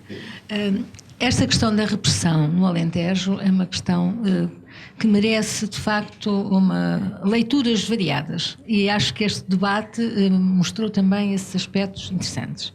Porque nós, quando ouvimos falar da ditadura, associamos imediatamente à repressão, à prisão, não é? E houve aqui um aspecto que eu achei curioso, porque não conhecia, mas, de facto, a repressão era a níveis extremamente requintados. Aquela questão das enxadas, não é? Que as pessoas tinham que ter uma enxada de um determinado tamanho e tinham que fazer determinadas coisas. Eu acho que nós ainda precisávamos desmiuçar um bocadinho a que nível era a repressão, não é? As pessoas lutavam por melhor salário, lutavam pelo horário de trabalho, mas de facto estas coisas eram terríveis e nós ainda não sabemos tudo. Acho que ainda precisamos de conhecer melhor, porque aí se justifica, se calhar, a revolta que as pessoas tinham, não é? E o darem-se completamente para a luta, porque, na verdade, quando as pessoas são humilhadas, eu lembro-me também, já de ouvir falar, eu também sou alentejana, sou de Grândola, mas, enfim, e na minha terra também havia prisões e também havia minas. Nas minas aquilo era um trabalho horrível e as pessoas também faziam lutas várias, muitas lutas várias. Claro que nós, e na altura eu, não sabia quem conduzia as lutas, não é? Agora já sei, enfim, mas naquela altura os pequeninos não sabiam, não é? Mas pronto, acho que há detalhes. Por exemplo, nas minas não podiam levar as comidas para baixo, tinham que levar os cestos de uma determinada maneira, e eram fatores de repressão também, eram aspectos de humilhação por um lado e de repressão por outro, porque aquilo podia levar a alguma coisa que contaminasse, levava aos tais papelinhos que não deviam entrar. Portanto, havia subtilezas nesta repressão que eu acho que nós ainda precisávamos de conhecer melhor, e por isso gostava de felicitar este debate e acho que temos que ir acrescentando mais coisas, não é? Acrescentando mais, porque na verdade, mesmo agora com a questão da memória que se está a fazer, a tentativa de... Espero bem que Peniche não vá para hotel de luxo, não é? Agora parece que está para aí essa ideia. Mas, enfim, que se preserve a memória, mas que também se vá construindo estes dados, não é? Fazendo... porque certamente de um dia para o outro não se consegue ter tudo. E acho que ainda... Este aspecto das enxadas, achei isto uma coisa terrível, e não é? Provavelmente há muitas outras, não é? Que Muitas, só quem sentia na pele, e viveu, não é? E quem viveu. É uma repressão para os pais, para os filhos, não é? Que, por exemplo, o meu pai era um homem que trabalhava em trabalhos muito custosos, derrubo de árvores, não havia as motosserras como há hoje, era um serrote grande que um homem puxava de um lado e o outro do outro e levava um dia para derrubar uma árvore. E então a minha mãe comprava uma quarta de chouriço, porque a gente só comia feijão, a couve e o toucinho, um bocadinho de toucinho. E a minha mãe comprava uma quarta de chouriço e depois chegava e fazia assim: segunda, terça, quarta, quinta, sexta e sábado. Irmínia, aqui não se mexe que isto é para o teu pai que anda nos trabalhos custosos. E eu depois levava a semana toda ir lá buscar um bocadinho daquele bocadinho da terça. No outro ia buscar um bocadinho da quarta. Isto são coisas que hoje os miúdos, se a gente lhe disser isto, eu digo isto aos meus netos, conto estas coisas aos meus netos e eles ainda me perguntam: avó, era assim?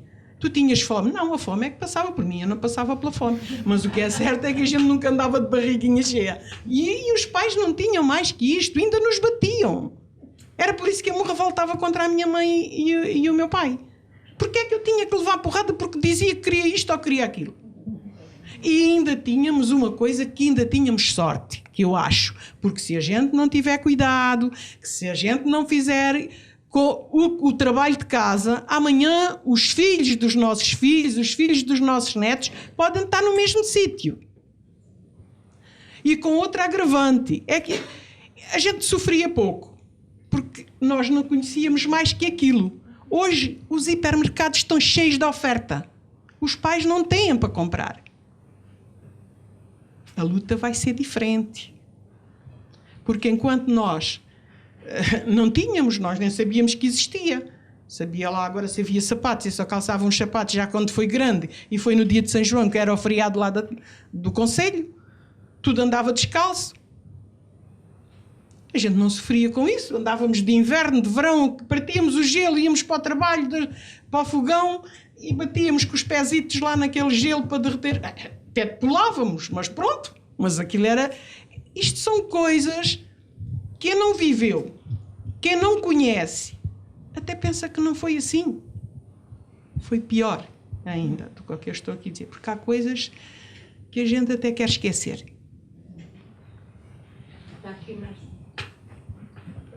Queria agradecer e queria louvar esta iniciativa, mais uma iniciativa da direção deste museu. Queria agradecer as lições de vida que aquelas amigas e companheiras nos estão a dar. Queria, sobretudo, fazer uma vénia à nossa amiga que teve a coragem de se separar dos seus filhos para ir à luta para a vitória que nós todos abraçamos. Eu não tive essa coragem. Tinha, por circunstâncias diversas, que me separar, tive circunstâncias diversas para poder estudar em Lisboa, que deixar uma filha de 3 anos com os meus pais. E quando chegou a altura de ser necessário eu fazer uma opção, ou ir para a clandestinidade ou não ir para a clandestinidade, eu não tive coragem de deixar novamente essa minha filha, que já era mais crescidinha, e outra mais pequena. Não tive coragem. Mas louvo aquelas mulheres que o fizeram. Tenho toda a minha admiração. Por outro lado, queria lembrar uma coisa que nunca vi recordado, que é o papel de norte a sul do país dos pontos de apoio. Os casas de pontos de apoio foram uma base, um alicerce, uma segurança para dezenas e dezenas e dezenas de lutadores deste país. À frente delas, ou ao lado dos seus companheiros, tiveram muitas mulheres, e esta gente e estes pontos de apoio deviam ser recordados, porque nunca sabemos quando outros pontos de apoio têm que ser necessários.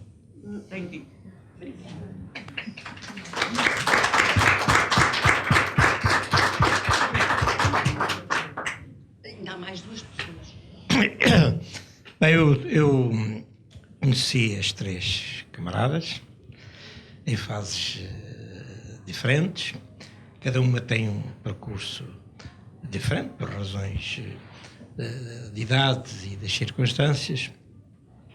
E é uma região que eu conheci bastante bem, porque trabalhei alguns anos nessa região. Eu estou de acordo que nós estamos muito atrasados. Há muitos testemunhos, né? Mas é muito diferente as vivências e os estudos académicos que se vão fazendo, e é como à noite ao dia. Muitas vezes partem-se de pressupostos, depois ignoram a realidade.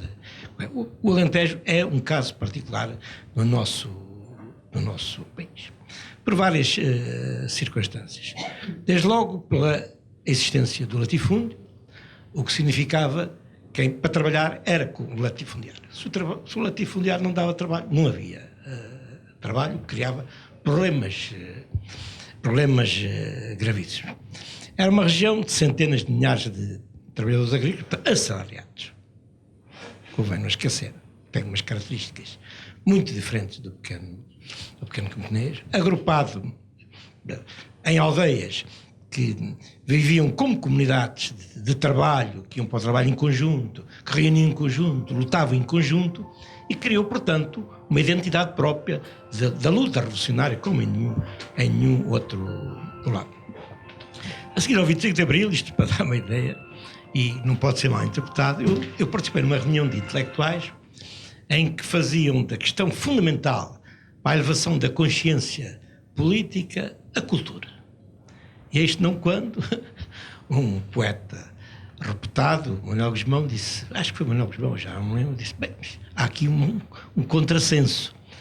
É que no Alentejo, que tinha uma densidade enorme de analfabetos, era a região mais revolucionária, maior consciência política que havia no país.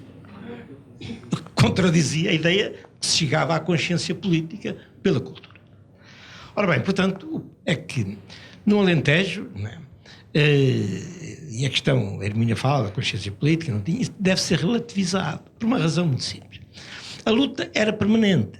Acabava a ceifa, pensava-se logo a pensar na reivindicação para a azeitona. E acabava a azeitona, era a monda. Portanto, digamos, havia um ciclo permanente de organização e de luta em função dos ciclos produtivos. Portanto, aquele povo estava permanentemente em luta. Porque se não lutasse, claro, as jornadas não subiam, não aumentavam, não havia trabalho. E, portanto, é nesse quadro que se formou uma densidade e número de revolucionários, como não há paralelo no nosso país. Por outro lado, o Alentejo era uma terra terrível de fome. De fome. Né?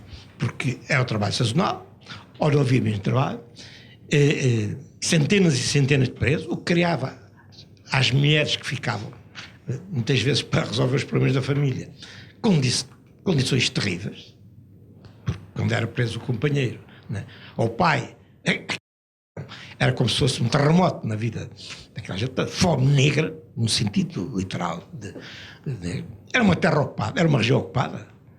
Os clandestinos que para ir lá fazer trabalho, nunca sabia se faltava. Porque aquilo era uma vigilância permanente, portanto, era uma região permanentemente ocupada. E as mulheres tiveram no Alentejo um papel extraordinário. Extraordinário. Né? E muitos aspectos decisivos. Pela combatividade, que era uma coisa, pelo número, né? pela unidade que estabeleciam entre elas, e podemos dizer que muitas vezes foram decisivas para os homens andar para a frente. Portanto, esta gesta da luta, do papel da mulher alentejana, né, acho que ainda está para fazer, e era bom aproveitarmos o que ainda se está vivo, né, e para conhecer essa realidade imensa de luta, de sacrifício e também de grande heroicidade. Muito obrigada. Ora, boa tarde. Sou Eugênio Ruivo. Ouvindo, de facto, este painel, para mim é uma grande satisfação, porque é a primeira vez que participo numa ação aqui no Museu do Aljube, e ouvindo estas histórias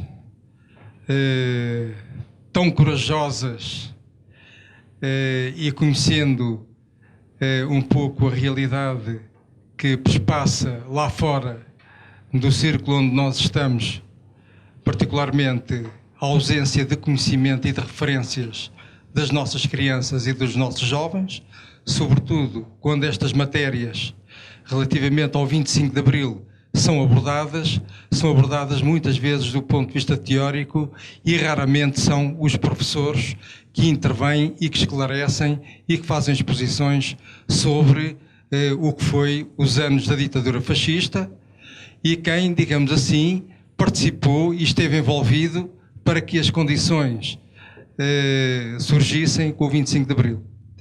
A Eulália referiu ali um aspecto muito, para si, muito importante e da qual eu me identifiquei. Portanto, a questão da consciência de classe, como é que surgiu? Digamos, eu também, não é por vim buscar este exemplo, quando fui preso era aprendiz de eletricista de automóveis na Áustria, na JJ Gonçalves, na Rua das Laranjeiras, ali a Sete Rios. E obviamente que já estava num período em que tinha surgido a Intersindical, estava envolvido já num grupo de jovens na cidade de Lisboa, mas trabalhava, como comecei a trabalhar aos 12 anos, e não é a questão deste aspecto particular, é a relação que o patrão começa a estabelecer com os operários. E quando começam a surgir sinais de organização e de começar, enfim, juntamente com os colegas de trabalho, a reunir por causa das condições de trabalho, dos salários e das condições de trabalho precárias nessas instalações e a necessidade, digamos assim, de desenvolver a luta, o papel de vigilância permanente dos chefes da oficina, juntamente com os operários ou operárias que, enfim, mais destacavam para que, enfim, se desenvolvessem essas lutas. Esta consciência vai-se adquirindo paulatinamente, através da maturidade.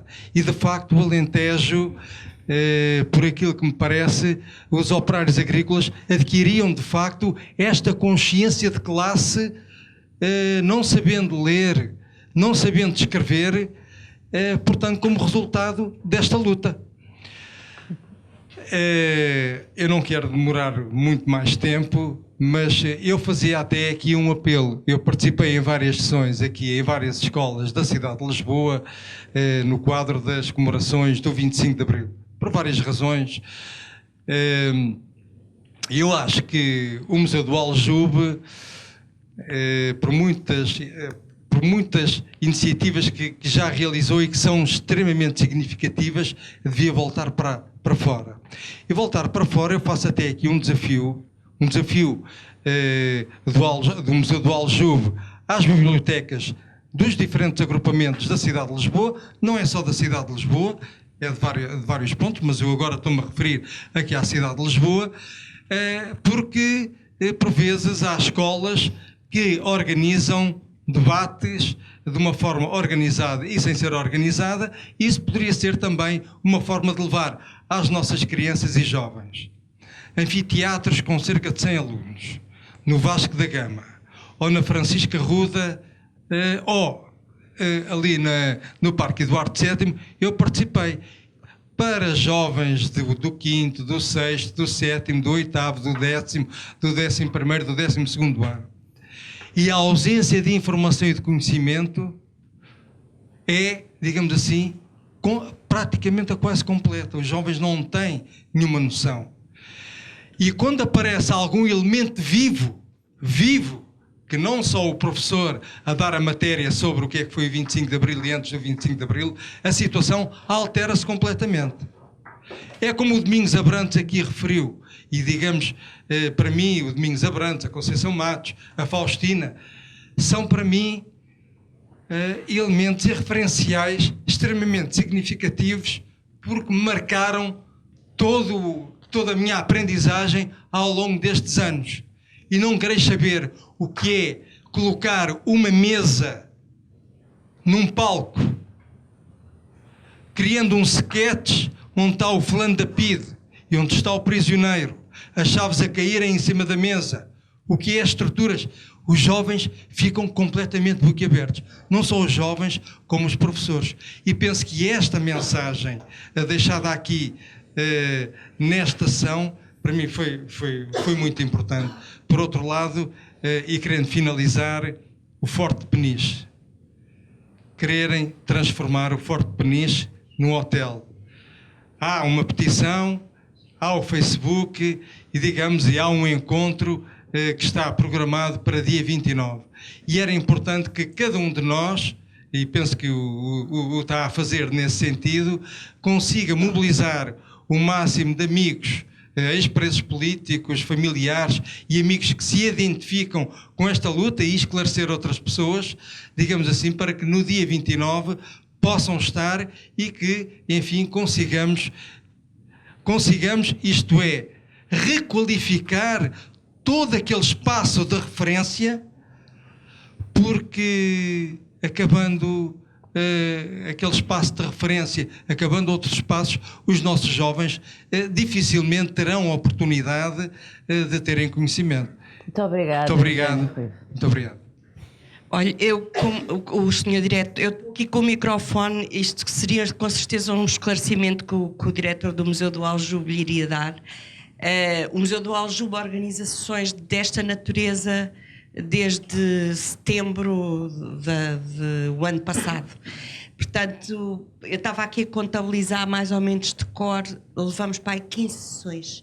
E dessas 15, só 3 é que não tiveram alunos de ensino secundário e ensino superior. Mas seja como for, agradecemos a sua sugestão. Mas é para dizer que estas sessões costumam ter alunos. Sempre. Mas eu digo, o museu irá à própria escola. Sim. Pronto, era só essa questão.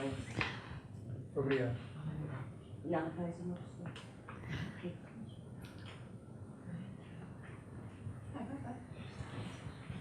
Eu peço imensa desculpa, mas eu só queria falar aqui de 2 coisas. Eu sou muito viva.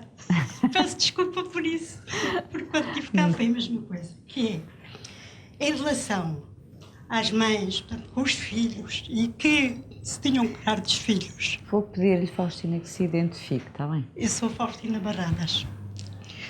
Sou alentejana, saí de lá muito pequena, mas tive uns pais que me explicaram sempre tudo. Portanto, os meus pais, quando saíram do Alentejo, foram para casas, portanto, já iam ligados a partido e com pontos de apoio. Os chamados pontos de apoio que a amiga falou. E, portanto, e daí para funcionários do partido. As casas do ponto de apoio era isso mesmo, davam apoio aos funcionários, pronto, e aos camaradas que precisavam de apoio. Inclusive, alguns camaradas saíram das cadeias, portanto, foram para a nossa casa. Mas eu ia falar, era sobre a separação dos filhos e para onde iam os filhos. Eu senti aqui que, de facto, o melhor era, uma vez que nos tínhamos que separar dos filhos, que os filhos fossem para a família. Mas nem sempre isso era possível. Nem sempre era possível que os filhos fossem para a família. E daí os filhos irem para fora. E ainda bem que iam para um país que os acolheu-os bem, claro que não é o mesmo que a família. Mas era para isto. Eu, por exemplo, separei-me das minhas filhas, da minha primeira filha, portanto, da mais velha. Tinha feito 4 anos e pronto, e separei-me dela. Foi para a casa dos meus sogros. Os meus pais estavam presos e, portanto, não podia ter apoio dos meus pais. Quando foi 25 de Abril, as minhas filhas estavam destinadas, e eu digo destinadas assim. Eu tenho 3 filhas que nasceram na clandestinidade, portanto, cada uma com os seus problemas e as suas coisas, porque era difícil ter os filhos. foi para os meus sogros a mais velha, fiquei com as duas mais novas. E se não fosse o 25 de Abril, em agosto de 74, as minhas filhas saíam do país, duas delas. Portanto, a mais velha, que tinha estado com os meus sogros, a do meio, portanto, que saía também, e a mais pequena, que na altura tinha 3 anos, e que ia para a casa dos meus sogros. Portanto, a mais velha ia para a casa dos meus sogros, as outras iriam para fora. Isto porquê? Porque eu não tinha outra maneira. Portanto, cada caso é chamar um caso, que cada não é? caso é um caso. Portanto, não ficarmos a perceber, de facto, as crianças que iam lá para fora não tinham convívio com a família. Muitos tiveram problemas. Mas a verdade é que também não tínhamos outra maneira. E se nós queríamos continuar na luta, e essa era a nossa convicção, até para bem dos nossos filhos e para o futuro dos nossos filhos. Portanto, muito obrigada. Esta um esclarecimento.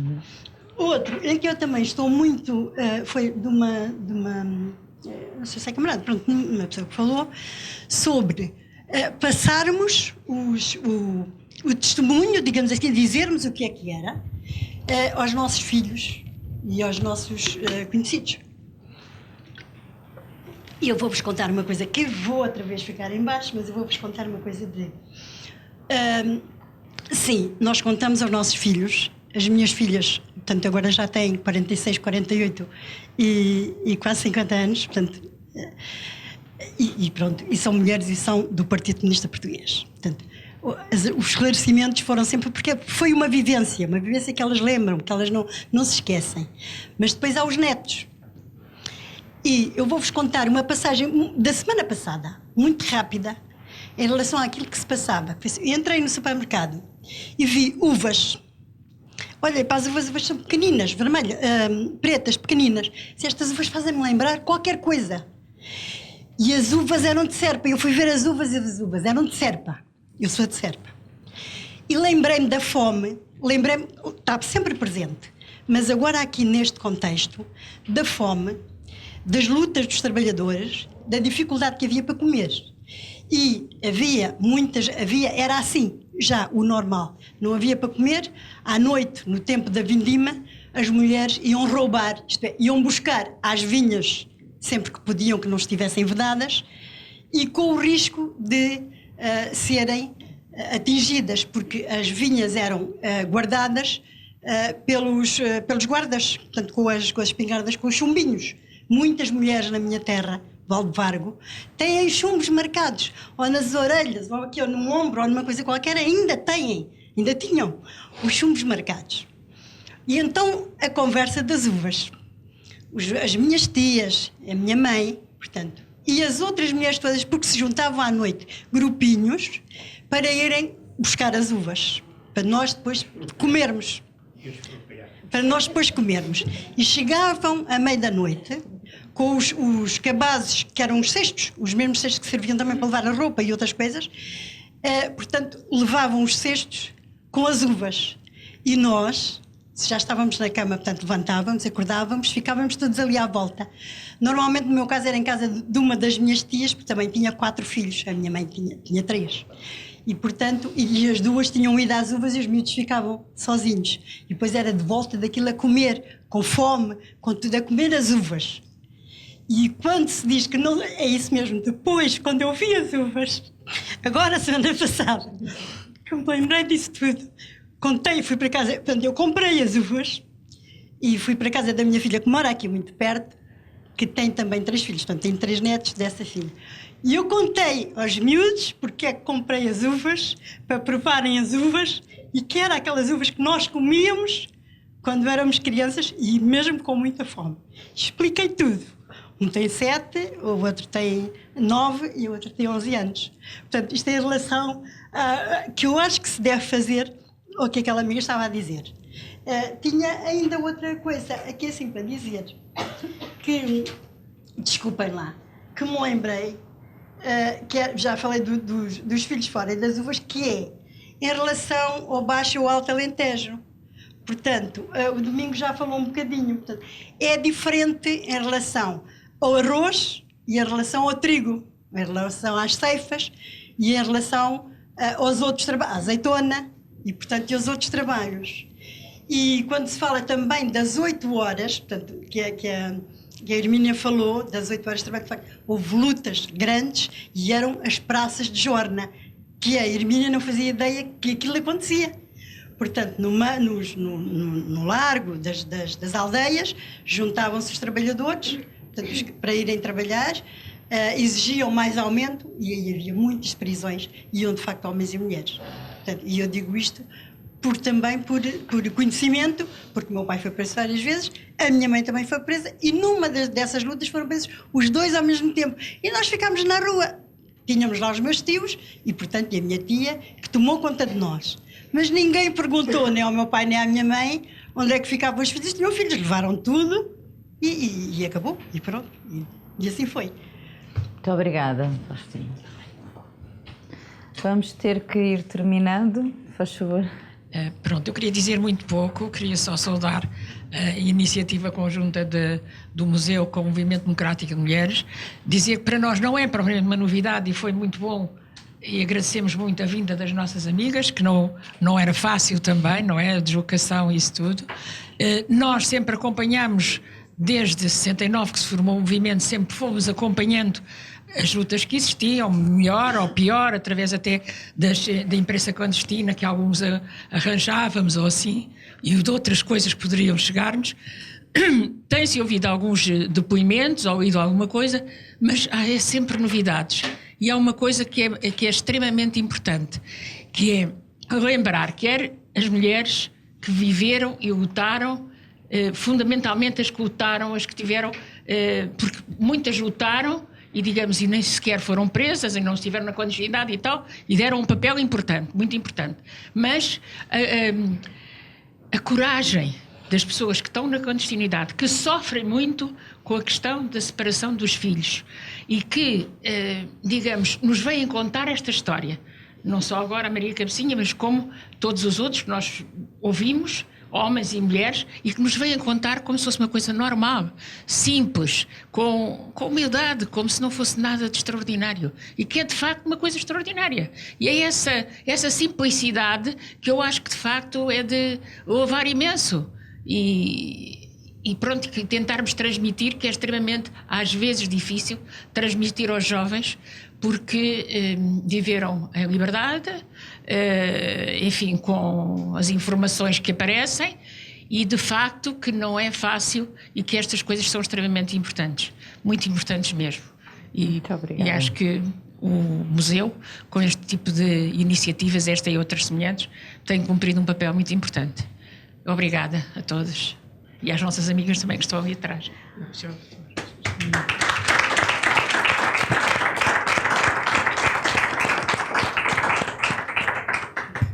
Só para terminar, peço desculpa, para agradecer naturalmente a quem vem de longe, para dizer que eu concordo completamente com a minha companheira de lado sobre exatamente esse relato na primeira pessoa de formas completamente inusitadas de repressão. Muitas vezes quase não pensamos que era assim, mas é exatamente esta vantagem destas sessões, é nós podermos perceber os mecanismos sofisticadíssimos da repressão e da forma como se inculca o medo nas pessoas e como as pessoas podem permanecer durante anos e anos sem saber como reagir. A ditadura só foi possível, não só porque houve de facto repressão brutal, mas porque se inculcou o medo nas pessoas e porque elas não conseguiram reagir. As pessoas que chegam cá, os mais jovens, já agora só o repto que me foi feito há bocadinho, as pessoas que chegam cá mais jovens, quando chegam ao final da visita, dizem normalmente: mas eu não sabia nada disto, eu desconhecia isto. E eu pergunto: e lá fora, os teus pais e o resto da sociedade sabe? Não, eu acho que não sabe. As pessoas vivem um pouco alienadas em relação àquilo que, como dizia a nossa convidada, os supermercados estão cheios de coisas para vender muito aliciantes e o resto do mundo pouco conta, mas os mecanismos de repressão são exatamente os mesmos ou mais requintados e mais subtis. E desse ponto de vista, claro que nós temos todo o gosto em que os mais jovens, mas também todos nós, possamos participar nestas sessões. Já agora, só para responder ao repto que me foi feito, nós diremos que a nossa missão de museu é basicamente trazer as pessoas ao museu e fazer o museu um sítio de educação não formal. As escolas, infelizmente, do nosso país estão cada vez mais afastadas da aprendizagem não formal, daquela que se pode fazer, por exemplo, no museu ou numa casa de cultura, e estão muito mais voltadas para os testes padronizados do final do ano e para os resultados finais que têm que obter. Cada vez mais é difícil as escolas organizarem visitas aos museus por razões administrativas, funcionais, de várias ordem. Mas como eu digo, como eu dizia há bocadinho, acho que é por aqui que temos que insistir, embora muitas vezes vamos também às escolas, já fomos convidados, já fomos a muitas escolas, de uma forma individual ou de outra forma, mas a nossa missão é fundamentalmente trazer as pessoas ao museu, porque o museu tem muitas coisas para mostrar, o museu tem conteúdos de uma riqueza enorme, podem ser explorados de muita maneira. Por exemplo, se eu perguntar à maior parte dos alunos que chegam aqui o que é um preço político, o que é ser um preço político, a maior parte dos alunos que eu questiono não sabe o que é ser um preço político. E nem imagina que há milhões de preços políticos pelo mundo todo, hoje.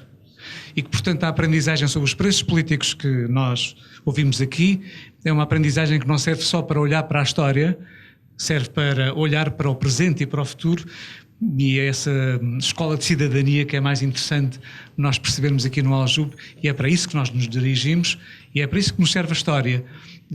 E principalmente as histórias muito pormenorizadas que nos podem fazer perceber como é que se inculca o medo, como é que se mantém as pessoas sob domínio e sob repressão. Isso interessa-nos muito. Mas o repto está feito, obviamente, e nós também temos ido às escolas, e vamos às escolas e continuaremos a ir às escolas. Só para terminar, já agora, um exemplo, a sessão de teatro da próxima semana, do grupo Lêndias de Encantar, no Limite da Dor, está esgotadíssima para as 3 sessões, das 10, das 16 e das 21, todas com alunos.